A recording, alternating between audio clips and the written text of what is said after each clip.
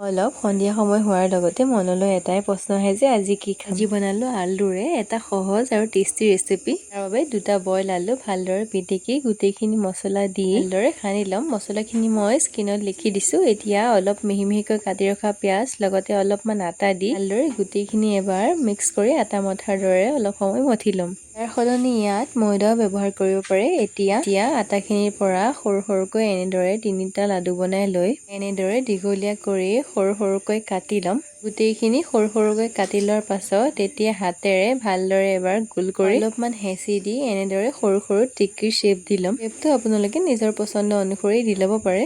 গোটেইকেইটা এনেদৰে কৰি লোৱাৰ পাছত এতিয়া এটা কেৰাহীত অলপমান ৰিফাইন তেল গৰম হ'বলৈ দি ইয়াৰ পৰা এটা এটাকৈ দি একেবাৰে ৰঙচুৱা হোৱালৈকে ভালদৰে ফ্ৰাই কৰি ল'ম। ভালদৰে ৰঙচুৱা হৈ যোৱাৰ পাছত এতিয়া আমাৰ অতি সহজতে বনোৱা আলুৰ টেষ্টি নাস্তা হৈ গ'ল ৰেডি।